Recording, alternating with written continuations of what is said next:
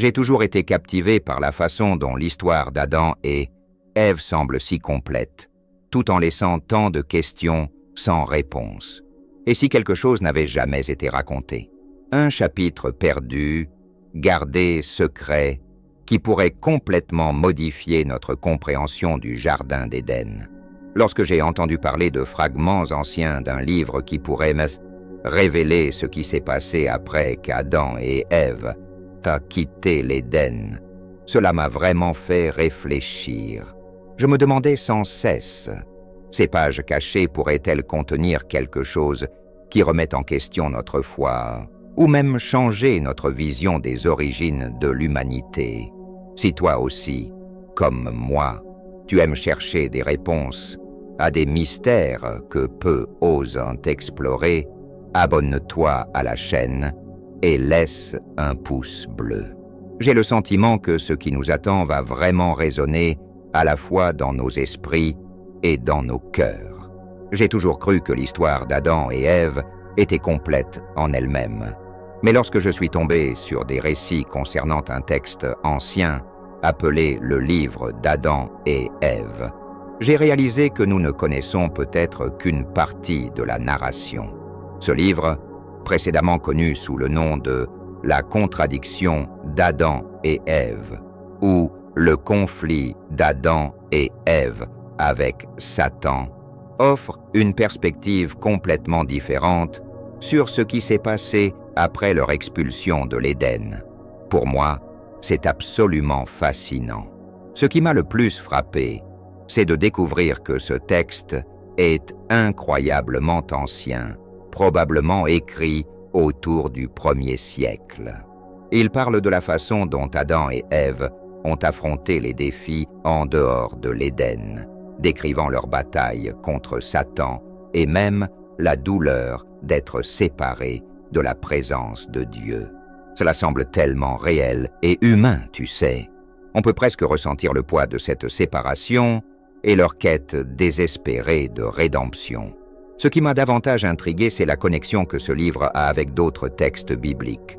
Certains croient que Paul, dans ses lettres, pourrait avoir été au courant de ces histoires.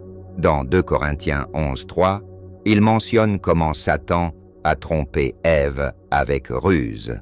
Avait-il quelque chose comme ça en tête? Pour moi, cela ouvre des possibilités d'interpréter la Bible de manière plus riche et profonde. Je pense que ce qui rend ce livre si spécial, c'est la façon dont il explore les émotions humaines, le regret, la peur et même la persévérance face à l'adversité. Il n'a pas été inclus dans la Bible, mais cela ne diminue pas son importance. C'est comme une pièce manquante de l'histoire qui continue de nous dire quelque chose d'essentiel sur notre foi et notre humanité. Je dois admettre que m'être plongé plus profondément dans le livre d'Adam et Ève m'a étonné par les détails qu'il fournit. Il va au-delà de ce que l'on trouve dans la Genèse, offrant une vision beaucoup plus personnelle et émotionnelle de la chute de l'humanité. La partie la plus intéressante est la façon dont il relie des événements passés à des thèmes qui résonnent encore aujourd'hui. Par exemple, une partie qui m'a vraiment marqué, c'est la description d'Adam et Ève quittant l'Éden. Le texte dit que lorsqu'ils ont marché sur le sol en dehors du jardin, ils tremblaient de peur. Tout était différent, hostile, dépourvu de la beauté et de la paix de l'Éden. Cela m'a fait penser. Ressentons-nous quelque chose de similaire à une plus petite échelle lorsque nous nous éloignons de Dieu? C'est comme si le texte voulait nous rappeler le sentiment de vide et de perte qui accompagne la désobéissance. Un autre aspect qui m'a laissé perplexe est la façon dont Satan apparaît à plusieurs reprises pour tenter de détruire Adam et Ève. À un moment donné, il leur lance même une énorme pierre. Mais Dieu intervient. Pour moi, cette histoire symbolise comment le mal essaie de nous écraser. Mais Dieu nous offre toujours une issue. C'est un message qui, même en dehors de la Bible, porte un poids spirituel énorme. Ensuite, il y a quelque chose de curieux. Le texte mentionne qu'Adam et Ève ont dû vivre dans une grotte appelée la grotte des trésors. J'ai trouvé fascinant la façon dont cette grotte représente le contraste entre la gloire de l'Éden et la dure réalité du monde extérieur. Cela me rappelle que, même lorsque nous sommes forcés de vivre dans des situations difficiles, nous pouvons toujours trouver des trésors spirituels si nous cherchons Dieu. Cela m'a fait réfléchir sur la façon dont nous gérons nos propres pertes et défis. De plus, le livre raconte une histoire choquante sur Caïn et Abel. Il dit que Caïn a tué Abel non seulement par jalousie, mais parce qu'il était amoureux de sa propre sœur jumelle et voulait l'épouser contre la volonté des parents. J'ai été stupéfait en lisant cela. C'est une histoire qui expose les complexités des émotions humaines, quelque chose qui est souvent négligé dans les textes que nous connaissons mieux. Une autre chose incroyable était la façon dont le texte lit la souffrance d'Adam et Ève à la venue du Christ. À un moment donné, Dieu promet que, malgré tout, l'humanité aurait une chance de rédemption à travers un sauveur. Cette connexion entre le passé et le futur m'a fait réfléchir sur la façon dont Dieu ne nous abandonne jamais, même lorsque nous faisons face aux conséquences de nos propres erreurs. Et tu sais, ce qui est encore plus intéressant, certaines parties du texte ont été préservées dans différentes langues, comme le grec, le latin et même l'éthiopien. Pour moi, cela montre comment cette histoire a résonné à travers diverses cultures au fil des siècles. On ne peut pas ignorer l'influence qu'elle a eue sur la façon dont nous percevons la chute et la rédemption. Un autre détail qui m'a touché est le rôle des tentations. Le texte dit que Satan a tenté de convaincre Adam et Ève que Dieu n'était pas digne de confiance. Et je vois cela se produire même aujourd'hui. Combien de fois sommes-nous amenés à douter de l'amour de Dieu à cause des difficultés que nous rencontrons? C'est impressionnant de voir à quel point ces thèmes restent si pertinents. En fin de compte, je crois que le livre d'Adam et Ève n'est pas seulement une narration ancienne, mais une invitation à réfléchir sur notre propre parcours spirituel.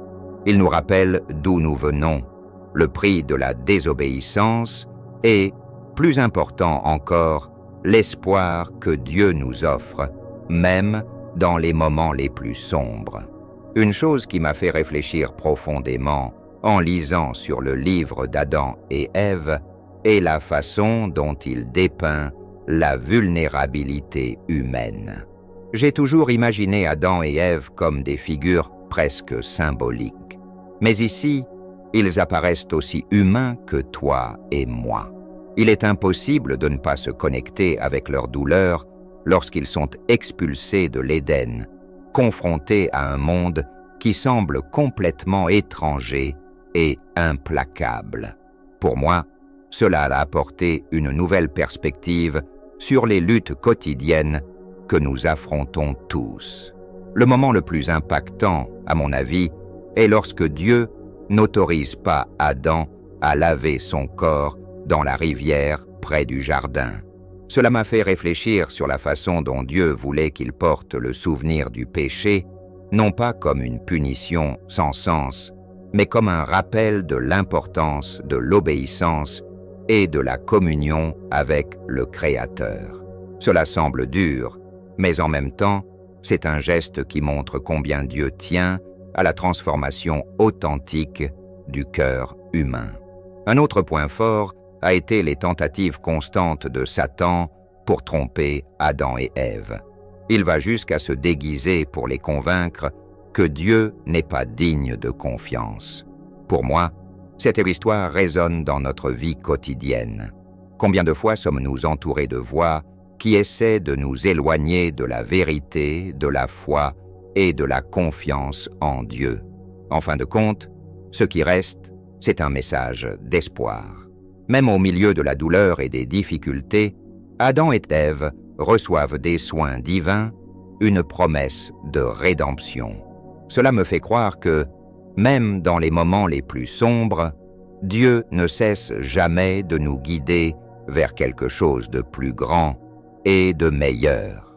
Je continue de penser à la façon dont cette histoire nous invite à regarder à l'intérieur de nous-mêmes.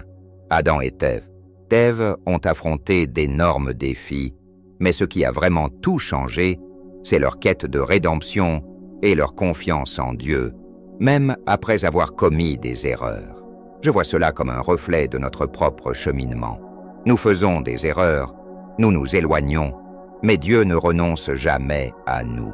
Ce qui me touche le plus, c'est la manière dont cette narration montre que même dans les situations les plus difficiles, il y a de la place pour l'espoir. Adam et Ève n'ont pas été abandonnés. Au contraire, ils ont été guidés pour se reconnecter avec le Créateur. C'est un message que je garde en moi.